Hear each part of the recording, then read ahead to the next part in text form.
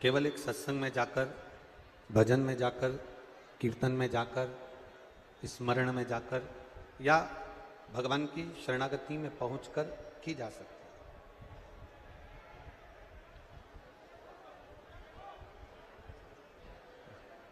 Doctor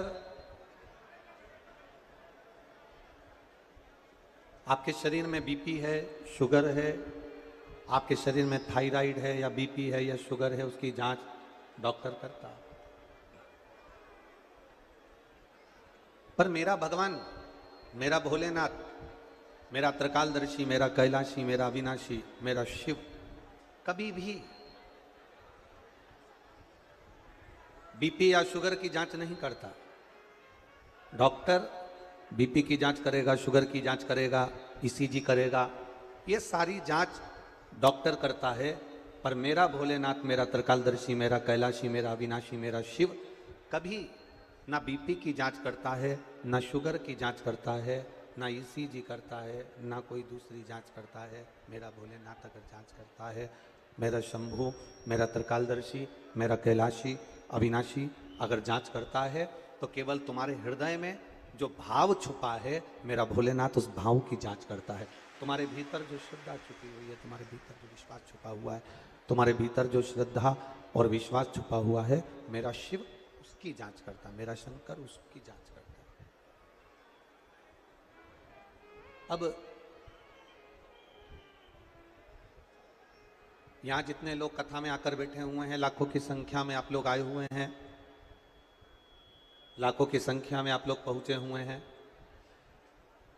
पहले दिन से रोज बढ़ती क्रम में आप लोग यहाँ पहुंचे हैं और लाखों की संख्या में यहाँ पहुंचकर आप आज 5वें दिन की कथा में पहुंचे। 5वें दिन की कथा में जो पहुंचे हो, लाखों की संख्या में जो आप यहाँ पहुंचे हो, तो ये विश्वास करता है कि आपकी कोई दूसरी जांच करने की जरूरत नहीं पड़ेगी।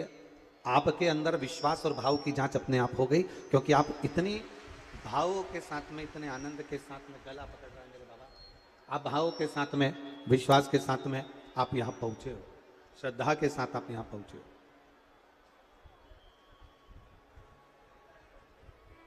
ये परमात्मा की कुछ कृपा, ये परमात्मा की कुछ उदारता, ये परमात्मा की कुछ करुणा है।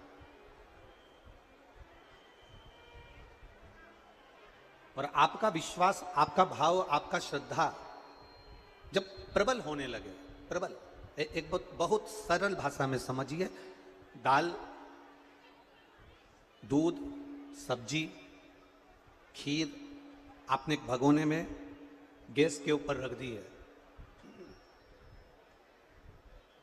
दाल रख दी, सब्जी रख दी, दूध रख दिया, गैस के ऊपर रख दिया और वो उकल रहा। जब नीचे से गैस में अधिक ताप पड़ने लगता है, जब नीचे से गैस में अधिक ताप पड़ने लगता है, जब नीचे से गैस में अधिक अग्नि लगने लगती है, अधिक ताप लगने लगता है, तब जो दाल रखी है, जो दूध रखा है, जो खीर रखी है, जो सब्जी रखी है, वो उकल उकल कर भगोनी में से नीचे गिरने लगता है।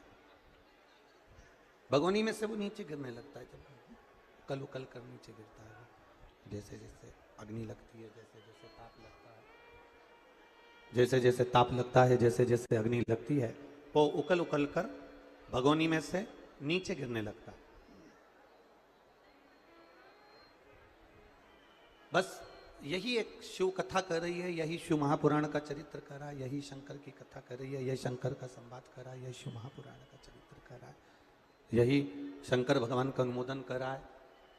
नीचे से ताप लगने पर दूध, सब्जी, दाल उकल उकल कर जो नीचे गिरती है, उकल उकल कर जो नीचे गिर रही होती है, हमारे भक्ति का जब ताप बढ़ जाता है, भक्ति का जब बल बढ़ जाता है, भजन का जब बल बढ़ जाता है, भक्ति का जब बल बढ़ जाता है, नीचे से जब हम भक्ति के बल को जब बढ़ा लेते हैं, भजन के बल को जब हम बढ़ा लेते हैं, तो वो हमारा भजन भी, भक्ति भी, हमारी श्रद्धा भी, जैसे खीर उकल कर, दूध उकल कर, सब्जी उकल कर नीचे गिरती है, उसी तरह हमारा भक्ति भी उकलती है, उबलती है और हमारे सम्मुख में आकर गिरती है, तो वो ना जाने कितनों का कल्याण एक साथ कर देती है।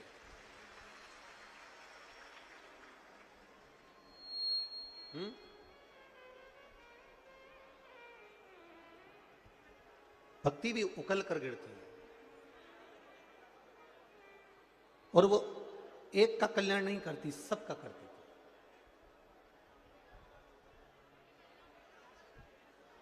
आपका करा गया भजन केवल आपका कल्याण नहीं कर रहा है, आपका करा गया स्मरण केवल आपका कल्याण नहीं कर रहा है। शिव महापुराण की कथा कहती है, हमारा करा गया घर के देवराज नाम का ब्राह्मण, उस देवराज नाम के ब्राह्मण की माता बुजुर्ग माँ 1 लोटा जल शिव जी को चढ़ाती थी। देवराज नाम के ब्राह्मण की माता शंकर भगवान को 1 लोटा जल समर्पित करती थी। देवराज नाम के ब्राह्मण की माता भगवान शंकर को 1 लोटा जल चढ़ाती थी। उस जल चढ़ाने का फल ये मिला कि देवराज चोरी का धन लेकर आया था, बेकार धन लेकर आया था, और बेकार धन लाने के बाद भी वो देवराज नाम का ब्राह्मण भगवान शंकर के कैलाश धाम चले गया, क्योंकि उसकी मां 1 लोटा जल समर्पित करती थी। अर्थात भक्ति जब उकलती है, भक्ति जब उबाल भरती है, और भक्ति उबाल भरकर जब गिरती है, भक्ति उबाल भरकर जब सामने आती है, भक्ति उकल कर जब हमारे सामने आती है, तो वो केवल 1 का या 2 का कल्याण नहीं करती है।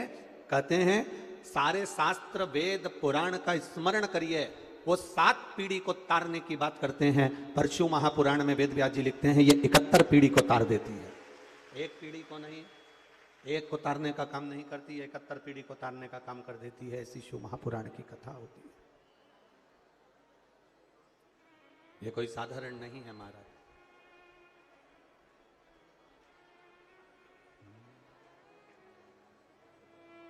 बखान क्या करूं मैं राखों के ढेर का, चपटी भभूत में खजाना कुबेर का।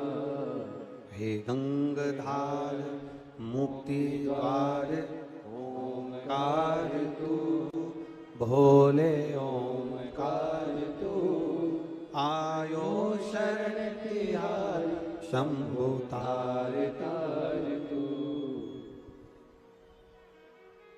कैलाश के निवासी नमो बार बार हूँ, नमो बार बार हूँ। आयो शरण तिहारी शंभु तार तार हूँ। शिव की अविरल भक्ति जब भीतर उकले, शिव का भजन जब भीतर उबलना प्रारंभ हो और वो गिरना प्रारंभ हो, तब जीव भगवान शिव की शरणागति में पहुंचता है, तब जीव भगवान शंकर के पास पहुंचता है, तब जीव भगवान के पास पहुंचता है। ये आपकी भक्ति का जो भाव उकला है, ये आपकी भक्ति का जो भाव उबल रहा है, ये आपकी भक्ति और विश्वास जो उबल कर बाहर आई है, तो ये आपको तकलीफ देने वाली नहीं है, ये परमात्मा से मिलन कराने वाली, भगवान से आपको जोड़ने वाली है, भगवान के करीब लेकर जाने वाली है। एक बात अपने भीतर उतारिएगा। तारकासुर के 3 बेटे, तारकाक्ष, विदुमाली और कमलाक्ष की। तारकासुर के 3 बेटे, तारकाक्ष, विदुमाली और कमलाक्ष की। ये तीनों तारकासुर के ये 3 पुत्र, तारकासुर के ये 3 बेटे, तारकाक्ष, विदुमाली और कमलाक्ष की, इन्होंने भगवान से कुछ नहीं मांगा। इन्होंने भगवान से बस इतना मांगा कि हम मरें तो तीनों एक साथ मरें, हमारे प्राण छूटें। एक बार आप इधर आओ, साउंड सुनो आके।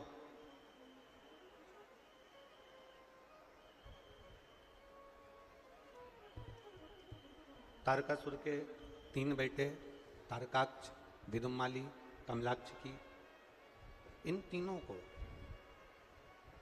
तारकाक्ष, विदुमाली, कमलाक्ष की, इन तीनों ने जो वर मांगा वो केवल एक वर मांगा कि हम तीनों के प्राण छूटें तो एक साथ छूटे, हम तीनों के प्राण जाएं तो एक साथ जाए, और हमको 3 पुरियों का निर्माण करा दीजिए, हमें 3 अलग अलग नगर बसा दीजिए। 3 नगर बसाने से मतलब क्या है कि हम 3 पुरियों में रहेंगे और अलग अलग रहेंगे, और हमने मांगा कि हमारे प्राण छूटे तो एक साथ छूटे, तो हम कभी इकट्ठे ही नहीं होंगे, एकाग्रित नहीं होंगे, और कभी हम एकाग्रित नहीं होंगे तो हमारे प्राण कभी छूटने वाले नहीं, हम कभी मरने वाले नहीं, फिर हमारे प्राण जाएंगे ही नहीं। पर शिव महापुराण की कथा कहती है संसार सागर में केवल एक मृत्यु सत्य है। संसार सागर में जन्म लिया हो तो मृत्यु का भान होना चाहिए कि मृत्यु सत्य है और ये आएगी, ये निश्चित है। सात ताले में भी बंद हो जाओगे तो मौत को कोई रोक नहीं पाया।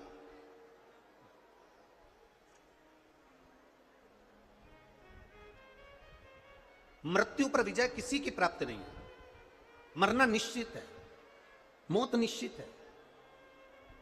दुनिया में दो चीजों का स्मरण रखें, आज तक ऐसा कोई औषधि देने वाला नहीं मिला जो मौत को रोक ले, किसी को मरने ना दे। आज तक कोई ऐसा औषधि देने वाला नहीं मिला। और दूसरा, आज तक दुनिया में ऐसा करोड़पति नहीं मिला, ऐसा धनपति नहीं मिला, ऐसा सत्तापति नहीं मिला, ऐसा वैभवपति नहीं मिला जो अपने पैसे के बल पर अपने निकले हुए समय को खरीद कर बता दे। ये दुनिया में नहीं हुआ ना, ये दुनिया में हो भी नहीं सकता, दो नहीं हो सकते। एक आपकी मृत्यु को कोई नहीं रोक सकता और एक गए हुए समय को कोई वापस नहीं ला सकता। गया हुआ समय वापस नहीं आ सकता। भोपाल वालों के नरेला क्षेत्र में ये जो शिव महापुराण की कथा हुई है, सारंग परिवार जो कथा को कराया है, ये जो 5 दिन आपको मिला, केवल कितने दिन की कथा मिली है? जम के बोलो जरा। केवल 5 दिन की कथा जो आपको मिली है, 5 दिन जो आपको प्राप्त हुए हैं, 5 दिन जो आपको मिले हैं, ये 5 दिन आपने किसी को पानी पिलाया, 5 दिन आपने किसी को भोजन कराया, 5 दिन आप कथा में आकर बैठे, 5 दिन आपने बैठकर श्री शिवाय नमस्तुभ्यम बोला, 5 दिन आप तपती हुई धूप में भगवान की शरणागति में आकर विराजमान हुए हो। ये 5 दिन अपनी एक नोटबुक पर लिख लेना कि मैंने इतनी तारीख से इतनी तारीख तक कथा सुनी थी। 1 बोतल पानी 15 रुपए का मैंने किसी को पिलाया था, 10 रुपए का मैंने एक बिस्कुट का पुड़ा किसी को दिया था, या मैंने 1 गिलास ठंडा शरबत किसी को पिलाया था। ये अपनी नोटबुक में लिखना कि मेरा 10 रुपया की, 50 रुपया की, 20 रुपया की, 25 रुपया।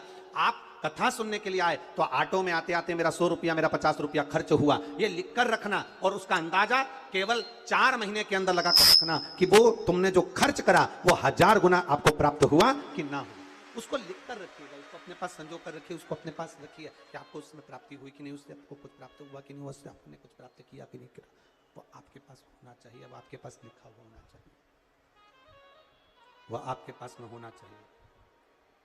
आपका किया गया पुण्य, आपका किया गया मंत्र जाप, आपका किया गया नाम जाप, आपका किया गया कीर्तन खाली नहीं जाएगा, वो आपको प्राप्त जरूर होगा। यहाँ जितने लोग कथा को श्रवण कर रहे हैं, जितने लोग कथा को सुन रहे हैं, जितने लोग कथा को श्रवण करने के लिए बैठे हैं, जितने लोग भगवान देवादिदेव महादेव के पावन चरित्र को श्रवण कर रहे हो, आप अपने उस भाव को जो अपने दिल से कहते हैं, भगवान से प्रार्थना करते हैं, दिल से भगवान से निवेदन करते हैं, उसको अपने भाव को परमात्मा से जोड़ कर देखिए। महाराज, शरीर में चोट लगती है, हल्दी लगा लेते हैं, शरीर में चोट लगती है, दवाई लगा लेते हैं, शरीर में चोट लगती है, पट्टी बांध लेते हैं, शरीर में चोट लगती है, कोई पाउडर लगा लेते हैं, शरीर में चोट लगती है, कोई मल्हम लगा लेते हैं, शरीर में चोट लगती है, हल्दी, मल्हम, दवाई, ट्यूब, क्रीम हम लगा लेते हैं। ये शरीर की चोट को मल्हम, पट्टी, ट्यूब, हल्दी ठीक कर सकता है, पर जब मन में चोट लगती है तो ना मल्लम काम करती है, ना ट्यूब काम करता है, ना हल्दी काम करती है। मन पर जब चोट लगती है तो केवल एक शिव महापुराण की कथा काम करती है। ये मन की चोट पर केवल शिव कथा लाग कर जाती है, मन की चोट पर केवल एक शंकर की कथा लाग कर जाती है, उसके सिवा शिव की कथा पर लाग नहीं कर पाती। ये मन की चोट पर लाग करने वाली है, मन की चोट को सुझाने वाली है। मन की चोट को जो शिव महापुराण की कथा जब आप श्रवण करेंगे, शिव महापुराण की कथा जब आप धारण करेंगे, तो ये मन की चोट पर एक मल्लम का काम करती है, मन की चोट पर एक मल्लम का कार्य कर देती है। शिव का भजन, शिव का स्मरण, शिव का कीर्तन, शिव का मंत्र जाप, शिव का नाम जाप, शंकर का गुणगान, ये भीतर लगे चोट को ठीक कर देता, भीतर लगे चोट। और भजन भोले बाबा का करते रहोगे तो संसार सागर से तरते रहोगे। भजन भोले बाबा का करते रहोगे तो संसार सागर से तरते रहोगे। आप अपने चित्त को, अपने मन को जितना भजन में लगाओगे, आप जितना मन को भगवान की शरणागति में लगाओगे, उतना सुख अपने भीतर पाते चले जाओगे। लगे बाहर की चोट को हल्दी समाप्त कर देगी, बाहर की चोट को क्रीम और मल्लम समाप्त कर देगा, पर भीतर की चोट पर केवल एक ही चीज असर करती है, वो भगवान का भजन है। भीतर की चोट पर केवल एक ही चीज असर करती है, वो भगवान का मंत्र जाप है। भीतर की चोट पर केवल एक चीज असर करती है, वो भगवान का गुणगान है। उसके सिवाय कुछ असर नहीं करता। केवल भगवान का भजन, उसके सिवा कुछ नहीं। तारकाक्ष, विदुमाली, कमलाक्ष की तीनों सामने खड़े हो गए। तीनों ने ब्रह्मा जी से वर मांगा, हमको ऐसा वर दे दीजिए, हमको ऐसा वर प्रदान कर दीजिए कि हम तीनों मरे तो एक साथ मरे। 3 पुरी का निर्माण कर दीजिए, हमको 3 पुरी बना दीजिए, 3 अलग अलग महल बनवा दीजिए, 3 अलग अलग नगर बसा दिए। वहां जाकर विराजमान हो गए, वहां जाकर रहे। अभी इतना उपद्रव इनने मचा दिया, इतना उपद्रव इनने मचा दिया, इतना उपद्रव मचा दिया कि देवता हैरान हो गए, देवता परेशान हो गए। जैसे तारकाक्ष, विदुमाली और कमलाक्ष की ये तीनों उपद्रव मचाते हैं तो देवता परेशान हो जाते हैं, उसी तरह हमारे कई बार हमारे पाप कर्म, हमारे पाप, हमारी तकलीफें, हमारे पूर्व के किए गए कर्म इतना उपद्रव मचाते हैं कि हम हैरान हो जाते हैं, हम खुद परेशान हो जाते हैं। बेटों की नौकरी नहीं लग रही, घर का मकान नहीं हो रहा, बच्चों का विवाह नहीं हो रहा, कहीं गाड़ी लेने का प्लान करो तो थोड़े दिन तक प्लान होता है, फिर वही की वही हो जाता है। मकान का प्लान करो तो वही की वही हो जाता है। तो फिर ये आखिर हो क्यों नहीं रहा? कुछ ना कुछ नया सोचो, वही की वही धरे रह जाते। कारण क्या है? अर्थात जैसे तारकाक्ष, विदुमाली और कमलाक्ष की उपद्रव मचाते हैं, बहुत हैरान कर देते हैं, उसी तरह हमारे पूर्व का पाप, हमारे पूर्व का किया गया पाप कर्म, हमारे पूर्व का किया गया पाप हमारे सामने प्रकट होता है और बार बार उछलता है तो हमको कष्ट प्रदान करता है। फिर करा क्या जाए? जब देवताओं ने देखा कि हमारे ये 3 तारकाक्ष, विदुमाली और कमलाक्ष की उपद्रव मचा रहे हैं, तो फिर देवताओं ने शिव जी का गुणगान करा, शंकर जी को मनाने का प्रयास करा, शिव जी को मनाने का प्रयास करा, भगवान शंकर का गुणगान करने का प्रयास करा। फिर शंकर भगवान ने आकर तारकाक्ष, विदुमाली और कमलाक्ष की, तारकासुर के 3 बेटों को संहार कर दिया। उसी तरह जैसे राक्षस जब उपद्रव मचाते थे तो भगवान शिव का स्मरण किया जाता था और शंकर जी जाकर उन राक्षसों का संहार करते थे। उसी तरह शिव महापुराण की कथा कर रही है, उसी तरह भगवान शंकर का संवाद कर रहा है, उसी तरह भगवान शिव का चरित्र कर रहा है कि जब हमारे दुख उपद्रव मचाएं, जब हमारी तकलीफें उपद्रव मचाएं, जब हमारे कष्ट उपद्रव मचाएं, तब हमें कहीं नहीं जाना, हमें किसी और नहीं जाना।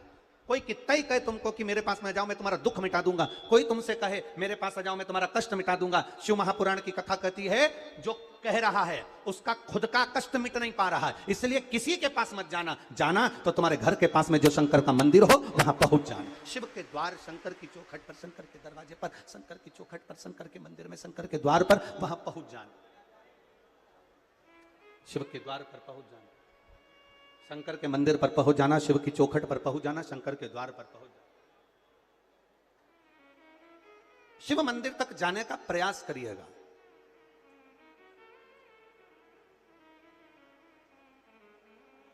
शिव कथा कर रही है,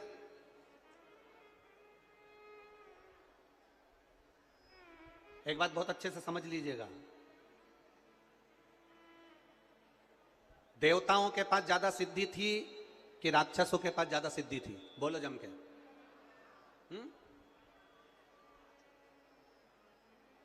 रावण के बंधन में पूरे ग्रह बंधे हुए थे।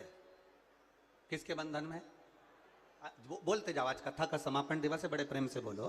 रावण के बंधन में पूरे ग्रह बंधे हैं, जितने ग्रह होते हैं वो रावण के यहाँ बंदी बनकर पड़े हुए हैं, वो रावण के यहाँ बंदी बनकर पड़े हुए। सारा सोना, अंबारियां, सत्ता, वैभव सब कुछ रावण की है, सब कुछ रावण की। हिरण्यकशिपु, हिरण्याक्ष, रावण, कंस, ये जितने जितने असुरों को आप निकालोगे, जितने जितने राक्षसों को आप निकालोगे, जितने जितने दानवों को आप निकालोगे, जितने जितने असुरों को आप निकालोगे, इनको आप निकाल कर देखना, इनके चरित्र को निकाल कर देखना कि देवताओं से ज्यादा सिद्धि असुरों के पास है, देवताओं से ज्यादा सिद्धि राक्षसों के पास थी। मेरे राम जी के पास में भी बाण थे और रावण के पास भी बाण थे। देवताओं से ज्यादा सिद्धि रावण ने अपने पास में रख रखी थी, देवताओं से ज्यादा सिद्धि असुरों ने अपने पास में रख रखी थी, राक्षसों ने अपने पास में रख रखी थी। पर शिव महापुराण की कथा कहती है राक्षस की सिद्धि और देवता की सिद्धि बहुत जमीन और आसमान का अंतर है।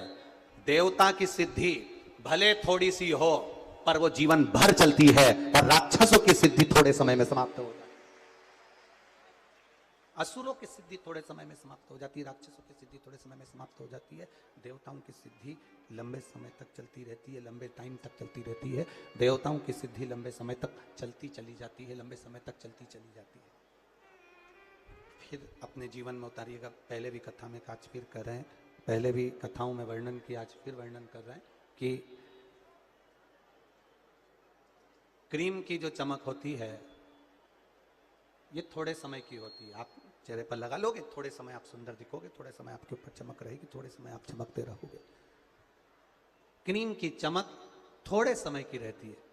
पर शिव महापुराण की कथा कहती है जो आपने पुण्य करा है, सत्कर्म करा है, जो आपने भगवत नाम लिया है, जो भगवत स्मरण करा है, जो भगवान का भजन किया है, अच्छे कर्म की चमक तुम जब तक मर ना जाओगे तब तक तुम्हारे चेहरे पर बनी रहेगी, मृत्यु तक वो अच्छे कर्म की चमक है।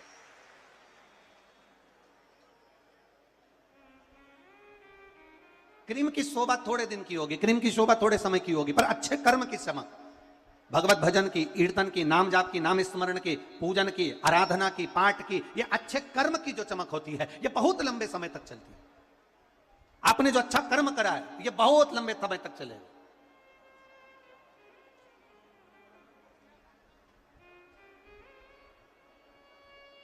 कल आदरणीय विश्वास भैया ने माइक लेकर आप सबके सामने कहा कि यह कथा एक साल नहीं हर साल चलती रहे, हर साल स्मरण होता रहे। ये उनके मन का भाव, और ये केवल उनके लिए नहीं आप सबके लिए है। ये उनके मन का भाव जो उन्होंने प्रकट करा कि यह कथा निरंतर चले, हर वर्ष चले और चलती रहे, आनंद लोग लेते रहें, भगवत भजन में डूबे रहें, स्मरण में डूबे रहें, मंत्र जाप करते रहें, नाम जाप करते रहें, नाम स्मरण करते रहें। हम फिर कहना चाहेंगे ये एक श्रेष्ठ कर्म है, एक ये अच्छा कर्म है। आप किसी के दुख में अगर खड़े हो यह आपका श्रेष्ठ कर्म है, आप किसी की तकलीफ में अगर खड़े हो यह आपका श्रेष्ठ कर्म है।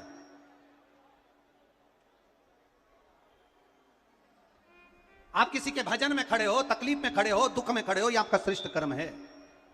और यह आपका श्रेष्ठ कर्म थोड़े समय का नहीं रहेगा। आप अगर अच्छे कर्म को करते चल रहे हो तो यह निश्चित है यह जीवन पर्यंत चलता रहेगा। आपका करा अच्छा कर्म कभी समाप्त नहीं हो, वो रहता है।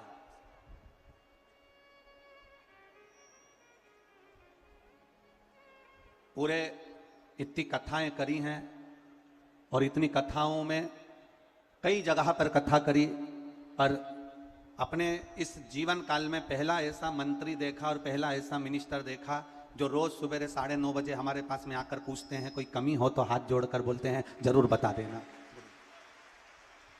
और पूरी कथा में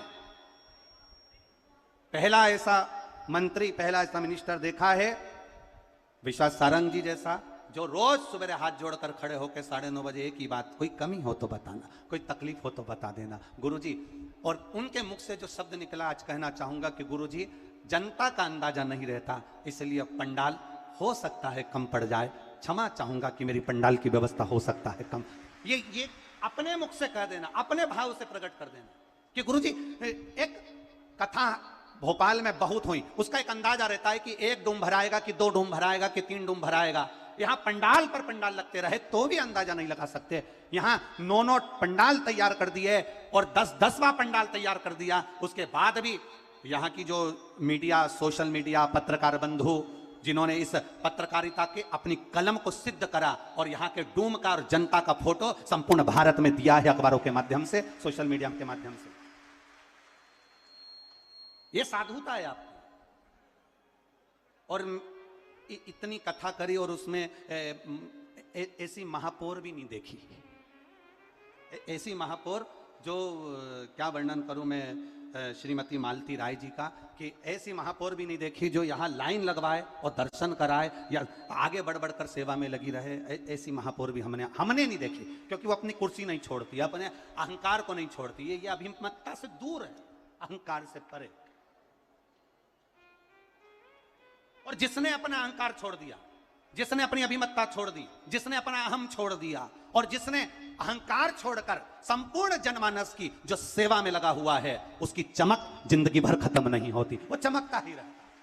ये अच्छे कर्म की चमक है हमारे, और अच्छे कर्म को जितना करते चलोगे उतने चमकते चले जाओ, उतने आगे बढ़ते चले जाओगे। आप अपने क्रीम की चमक से बाहर निकलो, अच्छे कर्म की चमक में आगे बढ़ने का प्रयास करो, अच्छे कर्म की चमक से आप आगे बढ़ने का प्रयास।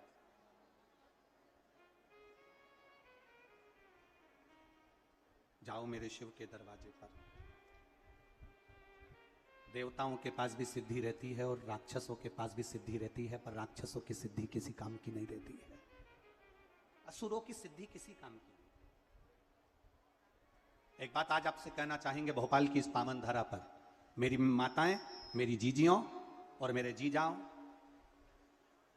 आप सबसे निवेदन है अपने भीतर उतार कर रखना। कई बार आपके मन में आ जाता है कि मेरी पड़ोसन का 4 मंजिल का बिल्डिंग बन गई, कई बार आपके मन में आ जाता है मेरी पड़ोसन के दोनों बेटों की सरकारी नौकरी लग गई, कई बार आपके मन में आ जाता है मेरे पड़ोस के यहाँ 4 व्हीलर गाड़ी आ गई, कई बार आपके मन में आ जाता है मेरा रिश्तेदार में वो बहुत उन्नति की सीढ़ी पर चढ़ गया, मेरे रिश्तेदार का लड़का वो डॉक्टर बन गया, मेरा परिचित वो इंजीनियर बन गया, और मेरे बच्चे कुछ नहीं कर पा रहे, या मैं आगे नहीं बढ़ पा रहा, मैं वहीं की वहीं पर हूं, मैं आगे नहीं बढ़ रहा, मेहनत कर रहा हूं, सब कुछ कर रहा हूं, मैंने गाड़ी भी ली, ठप हो गया, नौकरी करा, काम बिगड़ गया, मैंने ये करा, मेरे साथ ये तकलीफ आ गई, राजनीति क्षेत्र में भी आगे बढ़ा, वहीं आकर खड़ा हूं। ये आपके मन में कई बार प्रश्न खड़े होते हैं, कई बार आपके मन में ये प्रश्न आ जाता है, उसका मकान बन गया, मेरा रह गया, उसके साथ में ऐसा हो गया, मेरा रह गया। आपसे निवेदन है, आप कभी ईर्ष्या मत करना, जितनी मन में ईर्ष्या है उतना 1 लोटा जल लेकर शंकर भगवान पर 1 चावल के दाने के साथ चढ़ाना प्रारंभ करना, आप भी उसकी बराबरी पर पहुंचोगे, ये निश्चितता है। आप भी चावल का 1 दाना लेकर, आप भी 1 बेलपत्र लेकर, अगर बेलपत्र नहीं है तो शंकर भगवान की बेलपत्र उठाकर शिव पर चढ़ाना प्रारंभ करना। इस बेलपत्र को चढ़ाने के तरीके बहुत हैं, अलग अलग तरीके से बेलपत्र चढ़ाई जाती है, बहुत ध्यान देना।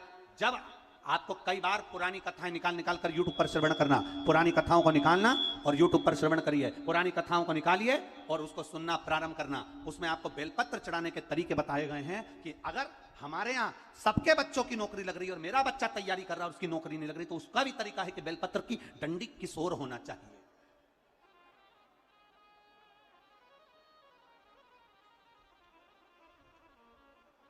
किसी ने ये प्रश्न पर लोग ऑब्जेक्शन लेने वाले ले लेते हैं, कई लोगों को जो ईर्ष्या होती है तो वो कह भी देते हैं, अरे सियोर वाले महाराज का बनाया हुआ होगा, बेलपत्र तो बेलपत्र कहीं से भी चढ़ा दो। तो हमारा निवेदन है, खीर में और रोटी में अंतर होता है, रोटी को तोड़कर सब्जी से मुंह में खाया जाता है। अब किसी ने कहा बेलपत्र तो बेलपत्र कैसे भी चढ़ा दो, तो निवेदन है, खीर में रोटी में अंतर है, खीर को तोड़कर सब्जी में लगाकर खाया जाता है और रोटी को, खीर को चम्मच में लेकर या कटोरी में लेकर खाया जाता है कि पिया जाता है?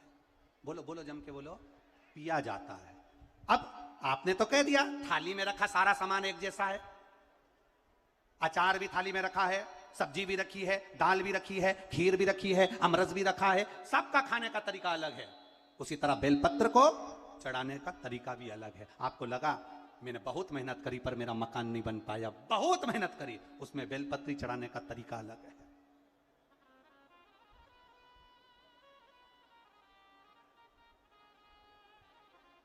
एक बेलपत्र में वो सुख जुड़ा हुआ है, एक बेलपत्र में वो आनंद जुड़ा हुआ है जो हमारे जीवन का सारा सुख प्रदान कर देता है, सब कुछ दे देता है। एक पत्र आया है, देखिए।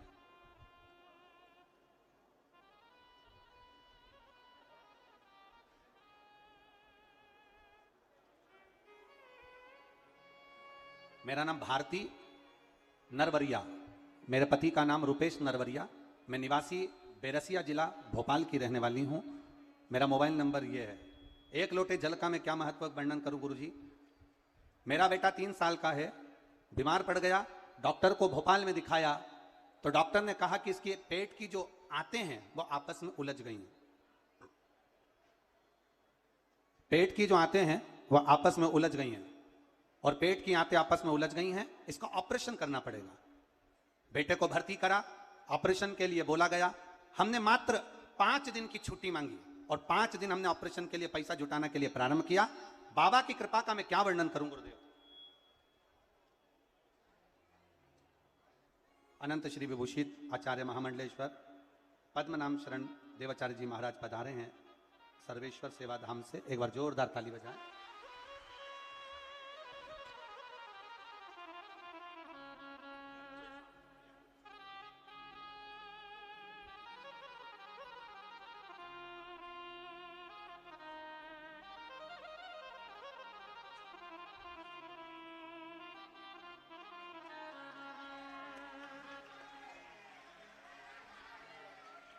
पांच दिन की केवल छुट्टी मांगी और उस 5 दिन में हमने शंकर भगवान का पशुपति व्रत प्रारंभ किया।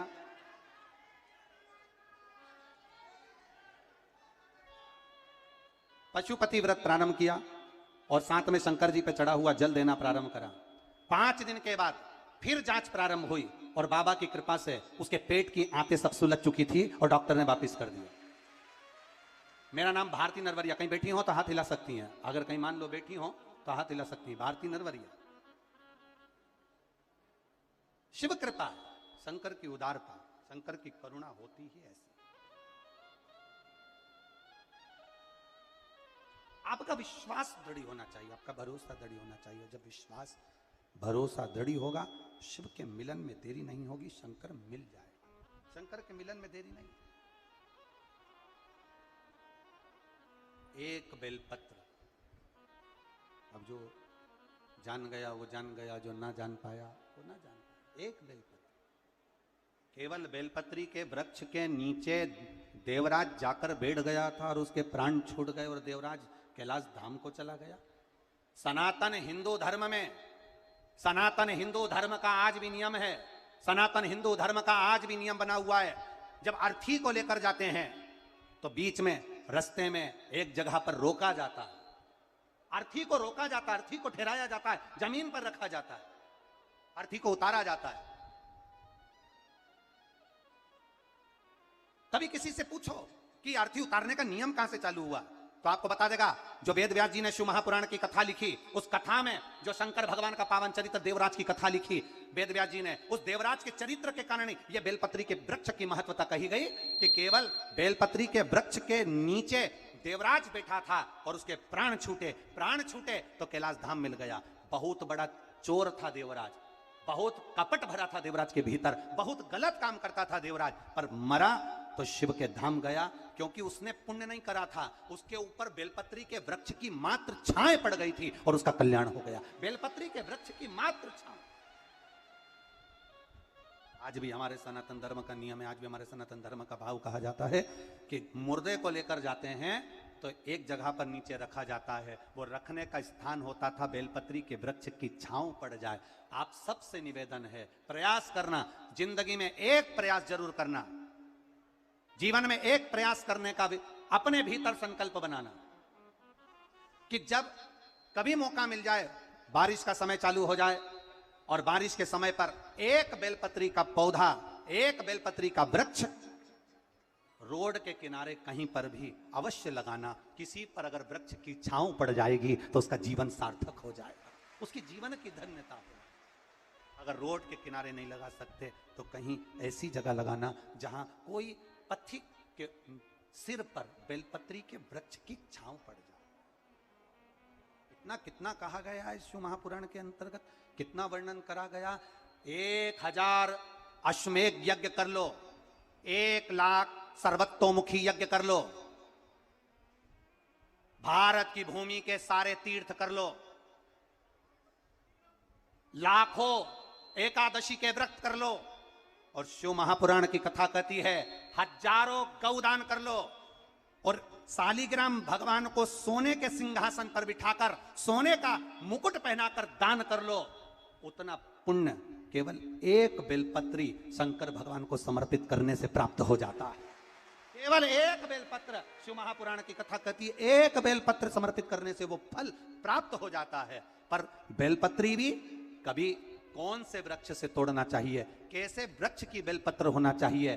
कई लोग जरा जरा सा बेलपत्री का वृक्ष होता है, उस बेलपत्री के वृक्ष की बेलपत्र तोड़ लेते हैं, उस बेलपत्री के वृक्ष की बेलपत्र तोड़कर शंकर भगवान को समर्पित कर देते हैं। ना ना, बेलपत्री का वृक्ष कैसा होना चाहिए, जिस बेलपत्री के वृक्ष की छांव हम पर पड़ रही हो, जो हमारे मस्तक से नहीं, हमारे दोनों हाथ खड़े होने के बाद हम ऊंचा करें और उस पर भी उस बेलपत्री की पत्तियां स्पर्श ना कर पाए, हमारे हाथ पर भी बेलपत्री के वृक्ष की छांव हो, ऐसे बेलपत्री के वृक्ष की पत्ती तोड़कर शिव को चढ़ाई जाती है। ये नहीं कि छोटा सा बेलपत्री का पौधा तुम्हारे घर में लगाए, गमले में लगाए, उसी की पत्ती तोड़कर भगवान को चढ़ाते जाओ, तो ये हम पुण्य नहीं कर रहे, ये हम पाप कर रहे हैं। हमारे ऊपर बेलपत्री की छांव हो और उसकी पत्तियां ली जाए, तब तोड़कर भगवान शिव को समर्पित करी जाए, तब वो पुण्य प्रदान करते हैं। जरा जरा से पौधों की पत्तियां हमको पुण्यता नहीं देगी, जरा जरा से पत्ते की पत्तियां हमको पुण्यता प्रदान नहीं करेगी। पुण्यता तब देगी जब वो वृक्ष बड़ा हो जाएगा, जब वो वृक्ष बड़ा हो जाएगा, उस वृक्ष की मूलता बढ़ जाएगी, उस वृक्ष की आनंदता बढ़ जाएगी। आप करो भजन। कई लोग यहां बैठे हैं ऐसे, ढेर सारे, एक दो नहीं, यहां पर बहुत सारे ऐसे बैठे होंगे। सावन का महीना आया, बेलपत्री तोड़ना है, पूरी की पूरी डाली तोड़ कर लिया है, डाली तोड़ के लाए, पत्तियां निकाली, डाली को उठाकर फेंक दिया और उस पत्तियों को पूरे मोहल्ले में बांट दिया। जी जी तुम भी लो, काका जी तुम भी लो, फूफा जी तुम भी लो, मामा जी तुम भी लो। अब लोगों ने कितना तारीफ करी, हमारी देवरानी का छोरा इतना बढ़िया सारे मोहल्ले में बेलपत्री दे देता है। पर वो देवरानी के छोरे से एक बार तो पूछना कि कितने नरक में पड़ेगा जो तूने सावन के महीने में पूरी डाली तोड़ी है। जरा विचार करना, शिव महापुराण में लिखा है बेलपत्री के वृक्ष पर से बेलपत्री जब तोड़ी जाती है तो पत्ती तोड़ी जाती है, उसकी डाली नहीं। एक डाली भी अगर बेलपत्री की टूट जाती है तो उसके दूसरे अर्थात दूसरी पीढ़ी, जैसे आज वो पिता बना है तो उसका बेटा, उसके घर में संतान फलीभूत नहीं हो सकती अगर डाली टूटती है तो। पत्ती तोड़ने का नियम है, डाली तोड़ने का नियम नहीं। पत्ती तोड़ने का नियम है, पत्ती तोड़ चढ़ाइए, बेलपत्र लाइए चढ़ाइए, पर डाली तोड़ने का नियम हमारे यहां वर्णित नहीं करा गया। डाली तोड़ने का नियम हमारे यहां नहीं बनाया गया। शिव कथा कर रही है, भगवान शंकर का संवाद करा है, शिव महापुराण की कथा कर रही है, हमारा किया गया भजन। और भजन में भी श्रद्धा और विश्वास की मूलता, भरोसे की मूलता, दृढ़ता लगाओ। जब कभी लगे आपके जीवन में कि मेरे कष्ट का जीवन चल रहा है, कष्ट का, एक बेलपत्र अशोक सुंदरी वाली जगह पर इस डंडी का मुख शिवलिंग की ओर हो। किस ओर हो? बोलते जाओ जरा जल्दी जल्दी। शिवलिंग की ओर, अशोक सुंदरी वाली जगह, डंडी का मुख शिवलिंग की ओर। एक बेलपत्र शिवलिंग के ऊपर, जिसका डंडी का मुख, तुम अगर ये शिवलिंग है, आप यहां बैठे हो तो आपके साइड डंडी का मुख नहीं होना चाहिए, डंडी का मुख विपरीत दिशा में, आपसे पीछे। एक बेलपत्र अशोक सुंदरी, एक बेलपत्र शिवलिंग, डंडी का मुख उधर, और फिर जल की धार, जो लोटा भरकर पानी लेकर गए हो, अशोक सुंदरी से शिवलिंग तक धार लगाना है। यहां से चालू करा, चढ़ाते चढ़ाते यहां तक आना चाहिए। वो जल की धार चढ़ाना प्रारंभ करो, फिर 3 महीने में हमको पत्र लिखकर बताना कुबेरेश्वर धाम पर कि बाबा सुना कि ना सुना है। एक एक बेलपत्री का नियम है, एक एक बेलपत्र चढ़ाने का नियम है, दुर्वा चढ़ाने का नियम है, धतूरा चढ़ाने का नियम है, भगवान को शमी का पत्र चढ़ाने का नियम है, शंकर भगवान को रिझाने का नियम है। शिव तत्व को कैसे रिझाया जाए, शंकर का अनुमोदन कैसे करा जाए, मेरे ओघड़दानी को कैसे मनाया जाए, उसका नियम हमारे यहां शिव महापुराण में वर्णित किया गया। शिव महापुराण में बार बार वर्णन करा गया कि एक बेलपत्र का नियम, अपने जीवन को जो हम धारण करें वो बेलपत्र कैसी चढ़ना चाहिए, उसका सुख क्या होना चाहिए। एक पत्र आया जी, आज तो भला हो भोपाल वालों का, पत्र में पंखा भी भेजा हो।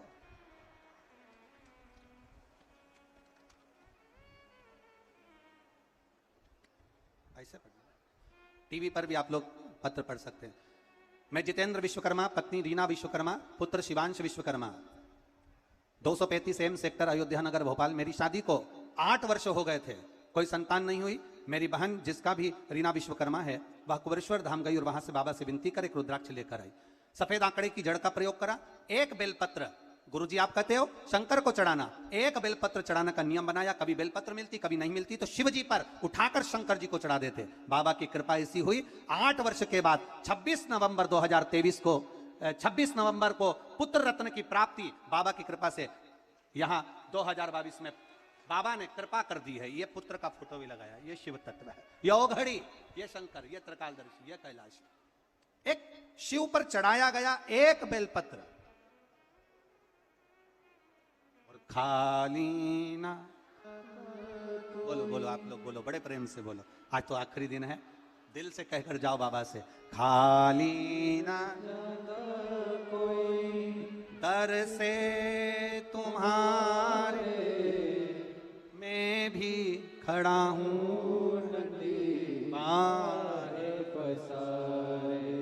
अपने हृदय लगा लो गिरा जा रहा हो, उठा लो।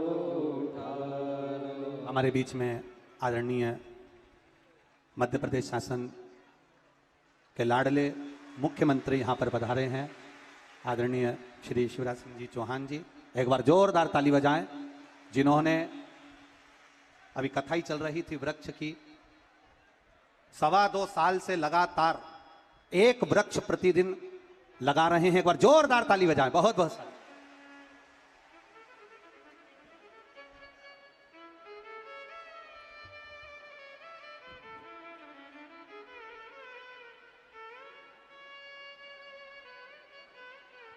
हेलो हेलो, जय जय श्री राधे। बड़ा ही हर्ष का विषय है, आज हम सभी के बीच में हमारे मध्य प्रदेश शासन, हमारे मध्य प्रदेश के आदरणीय अध्यक्ष श्री वी डी शर्मा जी भी पधारे हैं। सबसे ज्यादा यशस्वी मुख्यमंत्री हम सभी के बीच में उपस्थित हैं। साथ में भाजपा अध्यक्ष, प्रदेश अध्यक्ष श्री वी डी संघ के महामंत्री जी भी हमारे बीच में पधारे हुए हैं। एक बार जोरदार ताली बजाकर स्वागत करिए।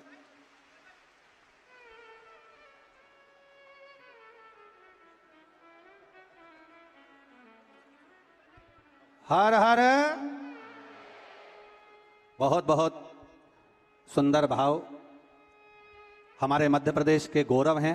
एक बार जोरदार ताली बजाएं, जिन्होंने संपूर्ण मध्य प्रदेश के लिए और एक आनंद की लहर सनातन धर्म के प्रति जागृत करी है। एक बार जोरदार ताली बजाएं। और मैं निवेदन करूंगा आदरणीय मुख्यमंत्री जी से, अपने 2 शब्द आप यहां पर आए हुए सभी भक्तों को, शिव भक्तों को प्रदान करेंगे। नीचे से करिए। जोरदार ताली बजाकर स्वागत करें हमारे मध्य प्रदेश शासन के सबसे ज्यादा यशस्वी, सबसे प्रिय मुख्यमंत्री आदरणीय शिवराज सिंह जी चौहान जी का। जोरदार ताली बजाकर स्वागत करें।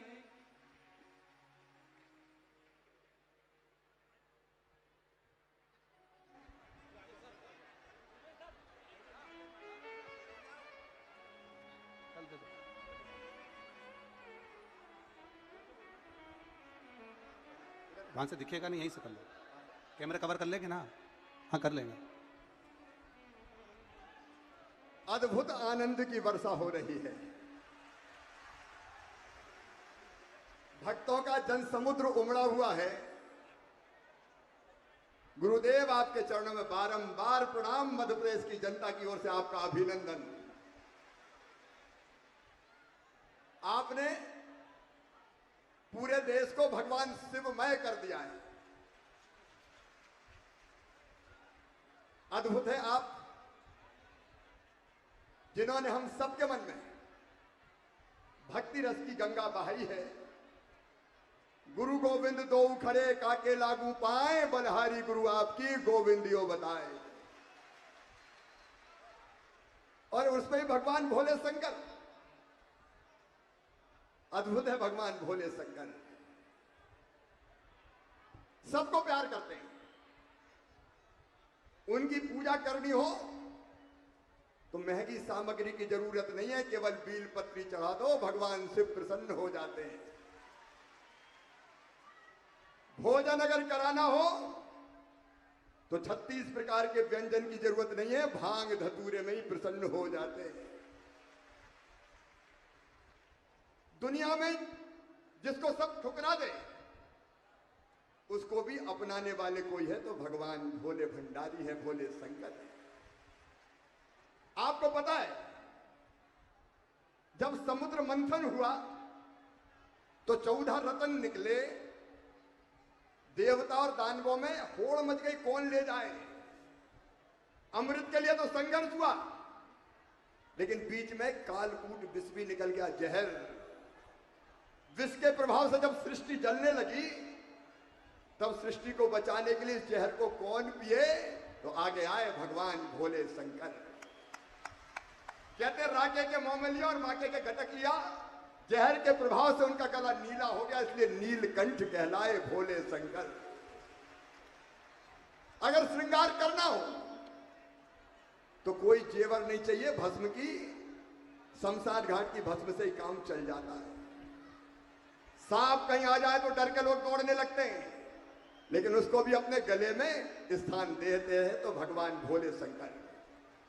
और बारात भी अद्भुत निकले, देवता विमान सजा के चले, भूत भी, प्रेत भी, पिशाच भी, कोई एक मौका, कोई कई मौका, कोई दौड़ते चल रहा है, कोई लुढ़क पुढ़क के चल रहा है। लेकिन भगवान भोले सब पर कृपा की वर्षा करते हैं, और भगवान भोले की कृपा सब पर कैसे बरसे ये आपने बताया है, इसलिए मैं आपको प्रणाम करता हूं। हम भगवान भोले की तरह अगर भंडारी बन जाएं तो उनकी कृपा से हमारा जीवन भी सफल हो जाए। भारतीय संस्कृति अद्भुत है, यह भक्ति रस की यहां गंगा बह रही है। मानव जीवन का अंतिम लक्ष्य है भगवान की प्राप्ति, परमात्मा की प्राप्ति। और वो कैसे मिलेगा? एक ज्ञान मार्ग है प्राप्त करने का, ज्ञान मार्ग की बैठे, हमको जो सत्य ज्ञान है वो बता रहे हैं किस रास्ते पे चलो। लेकिन अगर वो अपने बस का नहीं तो दूसरा मार्ग है भक्ति मार्ग। भगवान की भक्ति में पागल हो जाएं, कोई पिता माने, कोई स्वामी माने, कई तो सखई मान लेते थे। भगवान कृपा की वर्षा करते हैं, उनकी कृपा आप सब पर बरसे, यही प्रार्थना मैं करता हूं। और भगवान के बताए हुए मार्ग पर तीसरा मार्ग उन्हें बताया कर्म मार्ग। भगवान को प्राप्त करने का जो काम अपनी तरफ दिया गया है उसको मेहनत और ईमानदारी से करते चलो, ये कर्म मार्ग है। डॉक्टर बीमारों का इलाज करे, भगवान की कृपा बरसेगी। शिक्षक ढंग से पढ़ा ले, भगवान की कृपा बरसेगी। किसान अन्न का उत्पादन कर ले, भगवान की कृपा बरसेगी। कर्मचारी ईमानदारी से काम करे, भगवान की पूजा करे न करे भगवान मिल जाएंगे। और नेता ईमानदारी से जनता की सेवा कर ले।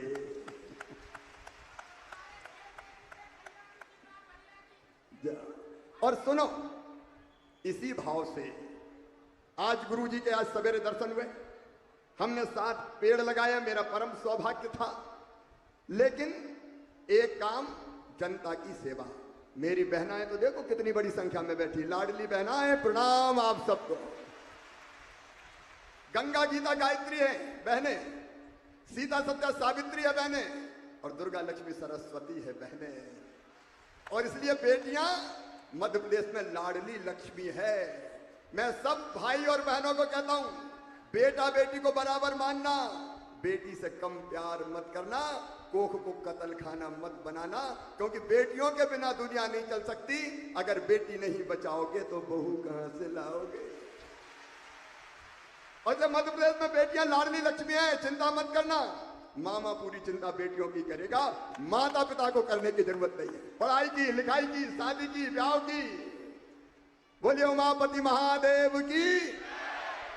और एक बात और, मां बहन और बेटी, ये भगवान की इच्छा थी, उनका सशक्तिकरण हो, इसलिए लाडली लक्ष्मी योजना, इसलिए कन्या विवाह योजना, और इसलिए बहनों तुम्हारी शक्ति का उदय हो, इसलिए ये मेयर हमारी मालती राय खड़ी है। कैसे बनी है? इसलिए कि भैया ने 50% रिजर्वेशन चुनाव में बहनों को दिया है कि बहनें राज करें, अलग अलग पदों पर पहुंचे।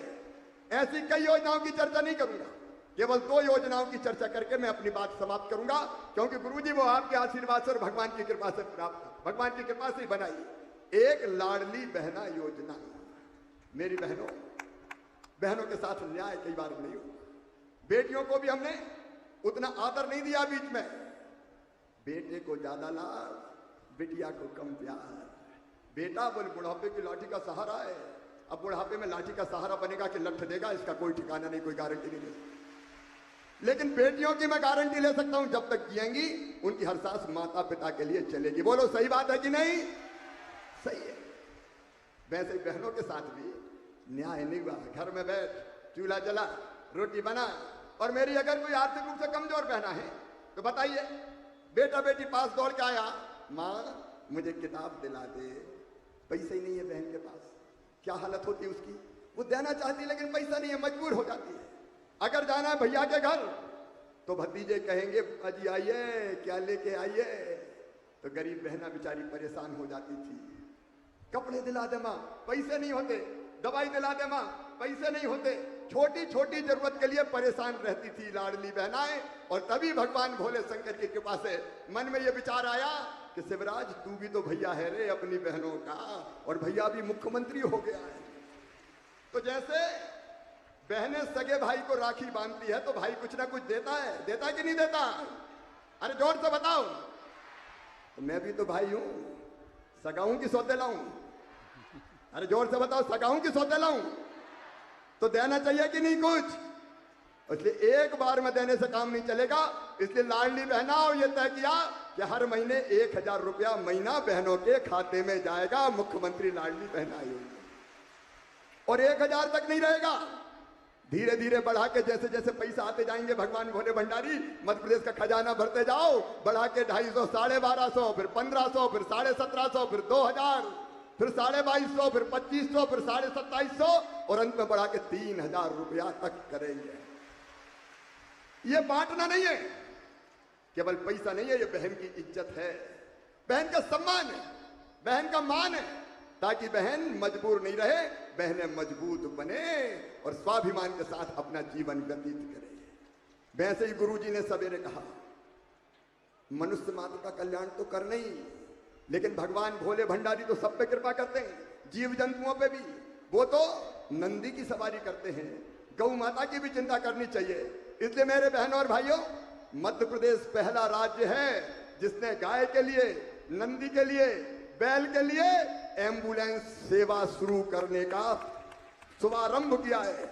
आप में से कई को पता नहीं होगा, अगर बैल, गाय, बछड़ा, बछिया बीमार हो जाए तो अस्पताल ले जाने में बड़ी कठिनाई होती है। तो हमने एक एम्बुलेंस बनाई, उसमें डॉक्टर बैठेगा, कंपाउंडर बैठेगा, दवाइयां रहेंगी, और वो एम्बुलेंस जहां हमारे गाय बैल बीमार है वहां जाएगी, चेकअप करेगी, दवाइयां देगी, इलाज करेगी, ताकि भगवान शिव की कृपा से गाय, बैल, बछड़ा, बछिया वो भी स्वस्थ और प्रसन्न रहें, उनकी भी सेवा हो जाए। क्योंकि हर एक आत्मा परमात्मा का अंश, हर एक घट में बस वही समाया हुआ है, सब में वही है, एक ही चेतना सब में, मनुष्यों में, प्राणियों में, पशु पक्षियों में, पेड़ पौधों में भी है। और इसलिए तो गुरुजी आपकी कृपा से रोज पेड़ लगाते हैं। आज आपके साथ पेड़ लगाने का सौभाग्य मिला, मैं आपको फिर प्रणाम करता हूं। आपने पूरे देश की धारा ही बदल दी, भक्तिमय देश बना दिया, भक्तिमय मध्य प्रदेश बना दिया। और ये सौभाग्य है मध्य प्रदेश का कि आप कुबरेश्वर धाम सीहोर में विराजते हैं। आपको प्रणाम। बस अंत में इतने ही कहूंगा कि अंत में इतने ही कहूंगा अंत में, नंबर 1, अपने जन्मदिन के दिन पेड़ जरूर लगाना। लगा सकते हो कि नहीं? जन्मदिन के दिन। और जिनकी शादी हो गई वो शादी की वर्षगांठ पे भी लगा देना। इससे अच्छा शादी की वर्षगांठ क्या हो सकती है? बेटा बेटी के जन्मदिन पे लगा देना। और एक, गौ सेवा के लिए जब जो बने थोड़ा बहुत दान जरूर करना। और तीसरी चीज, बेटी को सम्मान देना। मान देना, इज्जत करना, क्योंकि बेटी है तो ही कल है, बेटी के बिना दुनिया नहीं चल सकती। इसलिए मध्य प्रदेश की धरती पर अगर मासूम बिटिया की तरफ कोई गलत नजर से देखेगा तो सीधा फांसी के फंदे पे चढ़ा दिया जाएगा। ये कानून हमने बनाया, बहनों को दिक्कत नहीं हो। इसलिए दारू की दुकान के बगल में जितने पीने के अहाते थे सब अहाते बंद करने का फैसला कर दिया है। मध्य प्रदेश में हुक्का बार भी नहीं चलेगा। आप भी नशे से दूर रहने का संकल्प लें। बहनों का सवाल ही पैदा नहीं होता। मैं भाइयों से कह रहा हूं, अपने परिवार को और गांव को नशा मुक्त बनाएं, तो कोई नशा ना करे, क्योंकि नशा नाश की जड़ है। और आज अंत में विश्वास जी, मैं आपको हृदय से आपका अभिनंदन करता हूं। जैसे भक्ति रस की धारा बह रही है, गुरुदेव को लेके आने वाले आप और स्वर्गीय कैलाश सारंग जी, जो राजनीति में मेरे मार्गदर्शक रहे हैं, हमारी चाची जी, स्वर्गीय चाची प्रसून जी, जिनने माँ जैसा प्यार बचपन से मुझे भी दिया है, उनकी स्मृति में करके तुम परम पवित्र काम कर रहे हो। सबका आशीर्वाद तुम्हें मिलेगा और तुम्हारे बड़े भाई के नाते मेरा आशीर्वाद भी आपके साथ है। ऐसे ही धार्मिक काम, जनता को देखो, नेताओं का काम केवल स्कूल, पुल, या सड़क, अस्पताल बनाना थोड़ी है, जनता की जिंदगी बनाना और सही दिशा देना भी है। वो काम गुरु जी के आशीर्वाद से आपने किया है, इसलिए मैं आपको भी बहुत बहुत बधाई देता हूं। एक बार परम पूज्य गुरु जी को अभिनंदन कीजिए, दोनों हाथ उठा के, ताली बजा के स्वागत कीजिए, वंदन कीजिए, अभिनंदन कीजिए। आप हमारा ये लोक भी सुधार रहे हैं और परलोक सुधारने का भी काम कर रहे हैं। और एक बार जो पांचों चीजें मैंने कही हैं, बेटी बचाएंगे, पेड़ लगाएंगे, गौ की सेवा करेंगे, नशा मुक्त समाज बनाएंगे और पानी बचाएंगे, इन पांचों चीजों का संकल्प दोनों हाथ ऊपर उठा के, दोनों मुट्ठी बांध के भारत माता की जय बोल के करें। बोलिए भारत माता की, सियावर रामचंद्र की, पवन सुत हनुमान की, उमापति महादेव की, गौ माता की, हर हर महादेव। इस अवसर पर उपस्थित अनंत श्री विभूषित आचार्य महामंडलेश्वर पद्मनाम शरण देवाचार्य जी महाराज, उनके चरणों में भी हम प्रणाम करते हैं। महाराज जी, एक बार फिर आपके चरणों में बारंबार प्रणाम। बोलिए धर्म की, अधर्म का, प्राणियों में और विश्व का प्रणाम। बहुत बहुत साधुवाद आदरणीय मुख्यमंत्री महोदय जी का, जिन्होंने इतने सुंदर शब्दों से आप और हमको कृतार्थ किया। बहुत बहुत साधुवाद साथ में आए हुए प्रदेश अध्यक्ष आदरणीय वी डी शर्मा जी का, जिन्होंने भाव भक्ति के साथ इस पावन आनंदमय रसमय शिव महापुराण कथा का रसास्वादन किया। भगवान देवादिदेव महादेव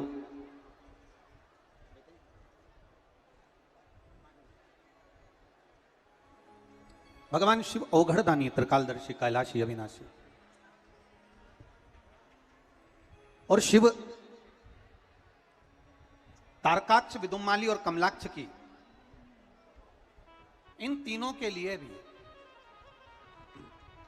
मेरे देवादिदेव महादेव को याद किया। और तारकाक्ष, विदुमाली, कमलाक्ष की ये तीनों जब उपद्रव किए, तब भगवान शिव जी ने पशुपति रूप धारण किया। देवताओं को 33 कोटि देवी देवताओं को पशु बनाकर, 33 कोटि देवी देवताओं को पशु बनाकर भगवान शिव स्वयं पशुपति नाथ बनकर तीनों पुरियों में प्रवेश कर गए। और तीनों पुरियों में प्रवेश कर कर तीनों को, तारकाक्ष, विदुमाली, कमलाक्ष की तीनों को एकाग्रित किया। और तीनों को एकाग्रित कर कर भगवान शंकर जब नंदी का रूप रखकर विशाल नंदी बनकर तारकाक्ष, विदुमाली और कमलाक्ष की पर प्रहार किए, प्रहार करते से ही तारकाक्ष और विदुमाली थोड़ा सा हटे और कमलाक्ष की ने भगवान देवादिदेव महादेव का फरसा उठाकर शीश काटा। जो शीश कटा वो नेपाल में डोलेश्वर महादेव के रूप में, पशुपति नाथ के रूप में रहा। जो धड़ बना वो केदारेश्वर के रूप में विराजमान हुआ। पर देवता आश्चर्य में पड़ गए कि देवादिदेव महादेव अगर आज तारकाक्ष, विदुमाली और कमलाक्ष की इन तीनों का संहार नहीं करे तो फिर ये तो इनका संहार हो ही नहीं सकता। तब भगवान शिव ने उसी समय पर प्रकट होकर, भगवान देवादिदेव महादेव मेरे त्रिकालदर्शी, मेरे कैलाशी ने त्रिशूल उठाकर तारकाक्ष, विदुमाली और कमलाक्ष की तीनों का संहार किया। चारों तरफ आनंद समाहित हुआ। शिव जी का एक स्वरूप प्रकट हो गया जिसका नाम पशुपति नाक। और कोई साधारण सा स्वरूप नहीं। शिव महापुराण की कथा वर्णन करती है, शंकर भगवान का पावन चरित्र वर्णन करता है। पशुपति पाशुपत्य अस्त्र, पाशुपत्र व्रत और पशुपति स्मरण का वर्णन हमारे यहां शिव महापुराण में किया गया, जिसके अंतर्गत जब माताएं पशुपति व्रत करती हैं तो आपको पहले भी कथाओं में वर्णन किया कि 5 सोमवार का वो व्रत होता है। कितने सोमवार होता है? 5 सोमवार। किस किसने करा है? जरा हाथ उठाओ एक बार। सबने करा है? रख लो हाथ, रखिए। पशुपति व्रत 5 सोमवार का होता है। कितने दिए लेकर जाते हैं? 6 दिए लेकर जाते हैं। प्रसाद साथ में लेकर जाते हैं। सुबह भोलेनाथ जी का पूजन करना, 6 दिए शिव मंदिर में रखना, 5 दिए प्रज्वलित करना, प्रसाद जो मीठा बनाकर लेकर गए उसके 3 हिस्से कर कर 2 हिस्से मंदिर में रखना, 1 हिस्सा वापिस थाली में लेकर आना, और 1 दिया जिसको जलाया नहीं है उसको थाली में भगवान देवादिदेव महादेव के द्वार से वापिस लेकर आना। अपने घर में प्रवेश करते समय राइट हैंड में वो दिया रखना, जैसा शिव महापुराण में वर्णित किया गया है। पाशुपत्य व्रत का दीप प्रज्वलित करना, भीतर प्रवेश करना, प्रसाद का जो हिस्सा लेकर आए हो उसको पाना, फिर भोजन ग्रहण करना। ऐसे 5 सोमवार तक पशुपति व्रत किया जाता है। इस पशुपति व्रत का मूल तत्व है हमारे जीवन में आनंद की अनुभूति करना। जैसे हम भगवान के दरवाजे को प्रकाशित करते हैं, भगवान शंकर के द्वार को जैसे हम प्रकाशित करते हैं, वैसे हमारे जीवन में प्रकाश हो, हमारे जीवन में आनंद का प्रकाश हो। ऐसा पशुपति व्रत का वर्णन किया गया। कल कथा में एक बात कही थी आप लोगों से, आप लोगों के स्मरण में होगा। कल कथा में कहा था कि भगवान शिव के मंदिर में अगर हम प्रवेश नहीं भी कर सके, मान लो शंकर के द्वार पर, शंकर की चौखट पर, शिव के द्वार हम नहीं पहुंच पाए, तो शिव महापुराण की कथा कहती है जो जल देवादिदेव महादेव को समर्पित कर कर आ रहा है, जो भगवान शंकर को मात्र जल समर्पित कर कर आ रहा है या समर्पित करने जा रहा है, मात्र उस शिव भक्त का मस्तक पर त्रिपुंड लगाने वाला, तिलक लगाने वाला, गले में रुद्राक्ष धारण करने वाला या शिव जी पर 1 लोटा जल चढ़ाने वाले का मात्र हम दर्शन भी कर लेते हैं तो हमारे कोटि कोटि पाप समाप्त हो जाते हैं। मात्र शिव का दर्शन कर लेते हैं। और तेरी कृपा बिना न हिले एक भी अणु, लेते हैं श्वास तेरी कृपा से तनु तनु। बखान क्या करूं मैं राखों के ढेर का, चपटी भभूत में खजाना कुबेर का। हे गंगाधार मुक्ति द्वार ओमकार तू, भोले ओमकार तू। आयो शरण तिहारी शंभु तार तार तू। तेरे डमरू की धुन सुन के मैं काशी नगरी आई हूँ। तेरे डमरू की धुन सुन के आओ से दोनों हाथों से काशी नगरी आई हूँ। तेरे डमरू की धुन सुन के मैं का भाव के साथ, दिल के साथ में जहां जगह मिले, कार्यकर्ताओं से भी निवेदन है जहां जगह मिल जाए वहां बैठो और बैठकर दिल से बाबा से अपने मन की बात भाव के साथ में।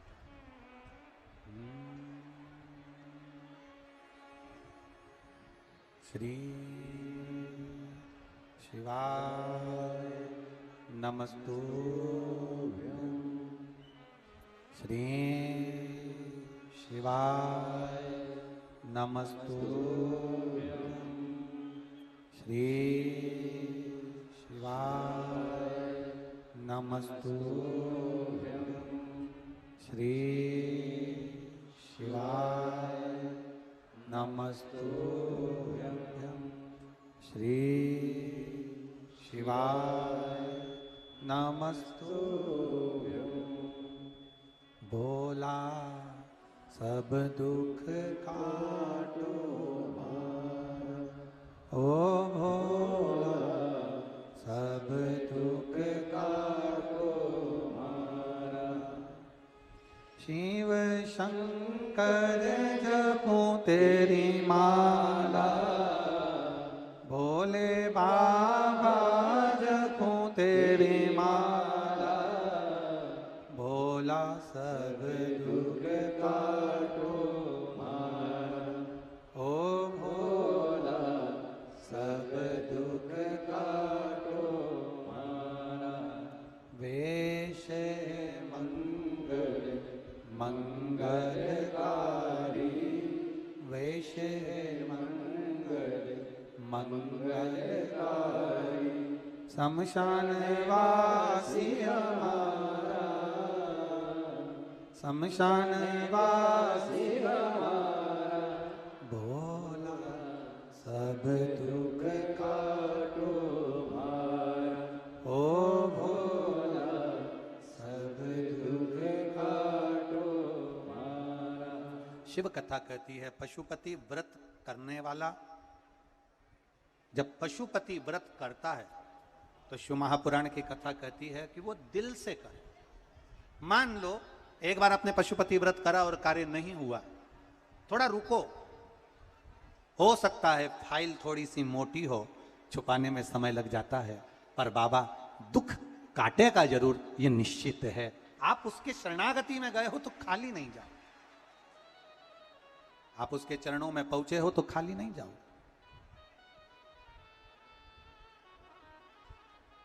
जब देवता और राक्षसों ने मिलकर मंथन करा, उस मंथन में सबसे पहले विष नहीं निकला है, उस मंथन में सबसे पहले निकली है गाय। सबसे पहले प्रकट होने वाली है गौ माता, जो मंथन में प्रकट। उस गौ माता के निकलने का कारण क्या था? मंथन में गाय निकली तो निकली क्यों? गौ माता के मंथन में निकलने का केवल एक कारण था कि मंथन में सबसे पहले गौ माता निकली है, उसके बाद हलाहल विष निकला है। शिव महापुराण की कथा कहती है मंथन में गाय निकलने का कारण केवल इतना था कि जो हलाहल विष निकलेगा और जो इस विष को पिएगा उसका कंठ जलेगा, उस कंठ की जलन को अगर कोई रोक सकता है तो गौ माता का दूध रोक सकता है। एक बात बहुत सुंदर है, ध्यान रखिएगा थोड़ा सा। कभी अगर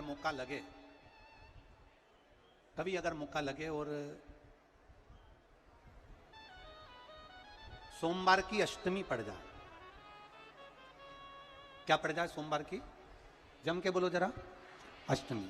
या तो सोमवार की अष्टमी पड़ जाए, या हर महीने शिवरात्रि आती है, हर महीने आती है, या तो सोमवार की अष्टमी पड़ जाए या फिर सोमवार की शिवरात्रि पड़ जाए, हर महीने आती है। प्रयास करना।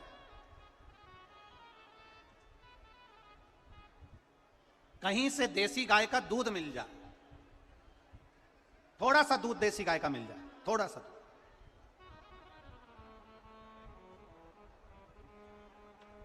देसी गाय का थोड़ा सा दूध अगर प्राप्त हो जाए, बेलपत्री के पत्ते से दूध कटोरी में लेकर, मात्र बेलपत्री के पत्रे से एक एक बूंद अगर दूध, आप एक बूंद अगर ज्यादा ना मिला हो, एक चम्मच भी अगर आपको दूध देसी गाय का मिल गया हो और सोमवार की अष्टमी पड़ जाए या सोमवार की, जम के बोलो, शिवरात्रि पड़ जाए, उसमें केवल अगर देसी गाय का दूध मिल जाए, जर्सी गाय का नहीं हो, देसी गाय का अगर दूध मिल जाए, बेलपत्री के पत्ते से, तुम्हारे घर के अंदर अगर शिवलिंग है या मंदिर में शिवलिंग है या तुम्हारे नजदीक में कोई शिवलिंग है, उस पर बूंद बूंद, एक एक बूंद अगर शिवलिंग पर दूध समर्पित कर रहे हो, श्री शिवाय नमस्तुभ्यम, नमः शिवाय, या षडाक्षर मंत्र ओम नमः शिवाय, या 33 अक्षर का मंत्र महामृत्युंजय मंत्र, इसका स्मरण कर कर शिव जी पर देसी गाय का दूध समर्पित कर कर इस बेलपत्री को अशोक सुंदरी वाली जगह पर अगर आप समर्पित कर देते हैं,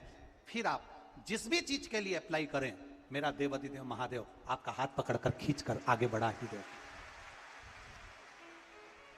मेहनत करना, कर्म पूरा करना, पढ़ाई अच्छी करना, और पढ़ाई के साथ में विद्या अध्ययन करने के साथ में अच्छी मेहनत के साथ में देसी गाय का दूध भगवान शंकर को समर्पित करना, भगवान शंकर को समर्पित करना, देसी गाय का दूध धीरे धीरे धीरे धीरे समर्पित करना, भाव के साथ आप समर्पित करें। ए गला पकड़ रहा है बाबू। देसी गाय का दूध एक एक बूंद समर्पित करिए, धीरे धीरे समर्पित करो। और देसी गाय का दूध जब धीरे धीरे समर्पित करें, बड़े रास्ती से, आनंद से, धीरे धीरे जब आप समर्पित करेंगे, बेलपत्री, वही दूध में सनी हुई बेलपत्र अशोक सुंदरी वाली जगह पर, उस समय पर डंडी का भाग शिवलिंग की ओर नहीं होना चाहिए, उस समय पर डंडी का भाग जहां से पानी बहकर जाता है अशोक सुंदरी की ओर से, वहां पर होना चाहिए। कार्य में सफलता मिलती ही है। शिव तत्व को धारण करें, शिव की आराधना। शिव महापुराण की कथा कर रही है,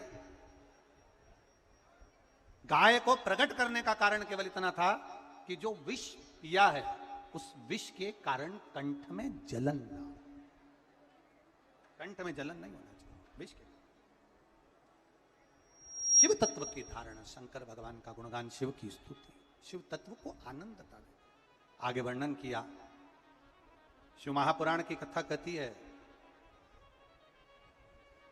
बहुत ध्यान देना महाराज, घड़ी अपने हाथ में होती है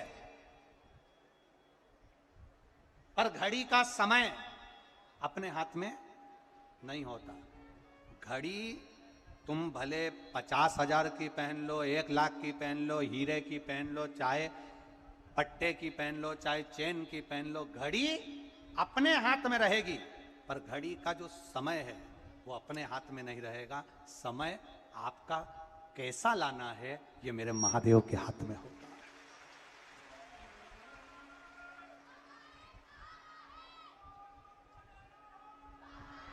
घड़ी अपने हाथ में होगी पर घड़ी का समय अपने हाथ में नहीं है। उसी तरह भगवान के मंदिर में जाना अपन जा सकते हैं, शंकर जी पे 1 लोटा जल अपन चढ़ा सकते हैं, शिव जी की स्तुति अपन कर सकते हैं, शंकर भगवान का गुणगान अपन कर सकते हैं, शिव नाम का स्मरण अपन कर सकते हैं, शंकर की स्तुति अपन कर सकते हैं और बाबा से प्रार्थना अपन कर सकते हैं। पर इतना जरूर याद रखना कि आपने दिल से, मन से, भाव से 1 लोटा जल शिव को जो समर्पित करा है वो जल खाली नहीं जाता। शिवलिंग पे चढ़ा जल माता पार्वती जी के हस्त कमल पर आकर गणेश कार्तिकेय से होता हुआ, अशोक सुंदरी के पास से होता हुआ, 33 कोटि देवताओं का स्मरण करता हुआ हमें सुख प्रदान कर देता है और हमारा कल्याण कर देता है। वो जल सहज नहीं, सारी समस्या का हल बोल बम का नारा है। हम उसके भरोसे पर जिए, हम उसकी साधना में जिए, हम उसकी आराधना में जिए, हम उसकी अविरल भक्ति में जिए। आगे वर्णन किया गया सुंदर स्वरूप में भगवान शिव की अविरल भक्ति का जो वर्णन किया गया महाराज, तो विष समाप्ति का कोई केंद्र नहीं पर विष की जो जलन है वो समाप्त हो। आगे वर्णन किया गया, बड़े भाव से 12 ज्योतिर्लिंग के चरित्र का वर्णन शिव महापुराण कर रही है। पहला सोमनाथ जी का वर्णन किया गया, सोमेश्वर महादेव। देखिए 5 दिन की कथा में आज आप लोग जो इतनी संख्या में आए हो, बाबा से जब यहां से जाओ, भूमि को, जमीन को प्रणाम कर कर, रज को अपने मस्तक चढ़ाकर बाबा से दिल से प्रार्थना कर कर जाना, बाबा मैं तेरे भरोसे हूं। किसके भरोसे हूं? एक बार वो लाइन को आप प्रेम से गुनगुना, सब जितने बाहर खड़े हैं वो भी और जितने बैठे हैं वो भी। मेरे बाबा दया करना,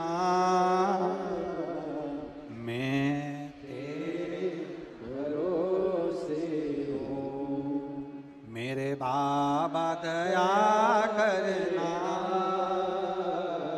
मैं तेरे भरोसे हूँ। भगवान शिव के भरोसे रहना, शंकर की स्तुति करते रहे। चंद्र का काया रोग हुआ, भटकते रहे चंद्र। ऐसी कोई जगह नहीं थी जहां चंद्रदेव ना गए हो, ऐसा कोई स्थान नहीं था जहां चंद्रदेव ने जाकर विनती ना करी हो। भटकते रहे चंद्रदेव, निवेदन करते रहे चंद्रदेव। देव ऋषि नारद ने जाकर कहा आप जाओ और भगवान शंकर का शिवलिंग बनाओ और उसकी आराधना करो। पार्थिव शिवलिंग की आराधना करना, उसकी पूजन करना, और या अपने नजदीक में जो शिवलिंग हो उसकी आराधना करना, उसकी पूजन करना सुख प्रदान करता है। शिवलिंग का निर्माण करा चंद्रदेव ने। शिवलिंग का निर्माण कर कर शिवलिंग जब बनाया, उसकी पूजन करी, भगवान देव अधिदेव महादेव प्रसन्न हो गए। देव अधिदेव महादेव प्रसन्न हो गए, प्रसन्न। और देव अधिदेव महादेव जब प्रसन्न हुए, प्रसन्न होकर वर प्रदान कर दी और चंद्रदेव को काया के रोग से मुक्त कर दिया। काया के रोग से मुक्त। हमारा जो महामृत्युंजय मंत्र है, इस मंत्र का जब हम स्मरण करते हैं तो उसमें हमारे भाव छुपे होते हैं, भाव छुपे होते हैं। उसमें एक लाइन आती है, सुगंधिम पुष्टि वर्धन। इसका मतलब क्या है? क्या इत्र की सुगंध से सुगंधि पुष्टि वर्धन में? क्या इत्र की सुगंध से हम कहेंगे कि भगवान को सुगंधि पुष्टि वर्धन में? ना। शिव महापुराण की कथा कहती है, संपूर्ण ब्रह्मांड में भगवान शंकर के, जो भगवान शिव ने करुणा करी है, जो भगवान शिव ने कृपा करी है, जो भगवान शंकर हर पल हर क्षण कृपा करते हैं, ये भगवान शिव की करुणा की सुगंध है जो संपूर्ण ब्रह्मांड में फैली हुई है। वो सुगंध फैलने वाले देव अधिदेव महादेव मुझ पर कृपा करें, मुझे रोग से मुक्त करें। चंद्रदेव रोग से मुक्त। अगला वर्णन आया श्री मल्लिकार्जुन का, जिन्होंने षडानंद कार्तिकेय जी ने तप कर कर भगवान शिव को प्राप्त करा।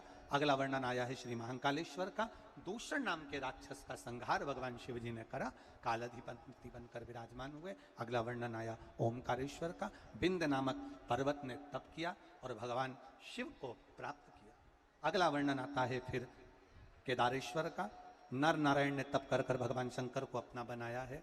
भीमा शंकर का वर्णन आया, कुंभकर्ण की धर्म पत्नी करकटी, करकटी का पुत्र था भीम, जिसने उपद्रव मचाया। उस भीम का संहार भगवान शिव ने करा, शिव जी का नाम भीमा शंकर हो गया। अगला वर्णन आया है काशी विश्वनाथ, मनु शत्रुपा ने तप कर कर भगवान शिव को प्राप्त किया। फिर अगला वर्णन आया त्र्यंबकेश्वर। गौतम बाबा पर गौ हत्या का दोष लगा और गौतम बाबा ने मां अहिल्या के साथ मिलकर शिव जी की स्तुति करी, तो उनसे ब्रह्मा विष्णु महेश ने आकर गौ हत्या के दोष से मुक्त करा। अगला वर्णन आया है श्री वैद्यनाथ। रावण भगवान शिव को कैलाश लेकर जा रहे थे, पर मेरे बाबा कैलाश जाना नहीं चाहते थे, मेरे बाबा लंका जाना नहीं चाहते थे। कैलाश पे से शिवलिंग लेकर लंका के लिए चले और बीच मार्ग में देवादिदेव महादेव ने अपना वजन भारी कर लिया। रावण ने शंकर के भगवान की शिवलिंग को वहीं भूमि पर रख दिया, भगवान वैद्यनाथ जी के रूप में विराजमान हो गए। अगला वर्णन आया है श्री नागेश्वर। दारुक नाम के राक्षस का भगवान ने संहार किया और भगवान नागेश्वर के रूप में विराजमान हुए। फिर अगला वर्णन आया श्री रामेश्वरम। देखिए कितना सुंदर संवाद कहा है भगवान ने। जब समुद्र पर भी विजय प्राप्त नहीं हो पा रही है, समुद्र को जीत नहीं पा रहे, समुद्र को पार नहीं कर पा रहे, तब भगवान शंकर पार्थिव शिवलिंग का निर्माण करते हैं, रामेश्वर धाम की स्थापना करते हैं। और रामेश्वर धाम की स्थापना कर कर भगवान शिव की आराधना कर कर भगवान राम तब शिव जी की आराधना कर कर उनका आशीर्वाद लेकर आगे बढ़ते हैं, तब जाकर भगवान लंका पर विजय प्राप्त करते हैं। यहां शिव महापुराण की कथा कहती है कि भगवान राम, भगवान कृष्ण भी शिव की आराधना में लगे रहे, तो उन्होंने शिव तत्व को प्राप्त किया। अगला वर्णन है श्री कृष्णेश्वर। सुधर्म नाम के ब्राह्मण की 2 धर्म पत्नियां घूष्मा और सुदेहा। सुदेहा को घूष्मा का पुत्र मिला था जिसको उसने मार दिया था। घूष्मा ने शिव की स्तुति कर कर अपने बच्चे को फिर जीवित पाया, कृष्णेश्वर महादेव के रूप में विराजमान हुए। ऐसे 12 ज्योतिर्लिंग का चरित्र शिव महापुराण की कथा के अंतर्गत वर्णन किया गया। भाव और आनंद। चंचुला देवी जो अपने पति के लिए कथा सुन रही है, वो कथा का रस तत्व ग्रहण करती है और उसका पति प्रेत योनि से मुक्त होकर देव योनि को प्राप्त होता है। ऐसा पावन शिव महापुराण की कथा सुंदर नरेला विधानसभा भोपाल के अंदर चल रही है, जिसका आज विराम होने जा रहा है। भाव भक्ति के साथ पूरे भोपाल क्षेत्र के भक्तों ने इस कथा का रस तत्व ग्रहण करा। संपूर्ण लोगों ने, भक्तों ने लाखों की संख्या में पहुंचकर इस कथा का आनंद लिया, जो संपूर्ण विश्व का कल्याण करने वाली है। एक बार पूरे नरेला क्षेत्र को और पूरे सारंग परिवार को जोरदार ताली बजाकर स्वागत वंदन अभिनंदन है, जिन्होंने इतनी सुंदर कथा का रस तत्व ग्रहण करवाया। बहुत बहुत साधुवाद है आदरणीय विश्वास जी सारंग जी को, जिन्होंने इस कथा को अपने हृदय से, अपने माता पिता की स्मृति में इस कथा का रस तत्व ग्रहण करवाया। ये साधारण कथा नहीं है। एक बार मैं कहूंगा लोग अपने राज सत्ता के लिए और अपने वैभव के लिए कथा कराते हैं, पर आदरणीय विश्वास भैया आपको साधुवाद है जो आपने ये कथा अपने माता पिता की स्मृति के लिए कराई। जोरदार ताली बजाएं। बहुत बहुत साधुवाद, बहुत बहुत धन्यवाद। सभी श्रोता भाई बहनों को बहुत बहुत साधुवाद है।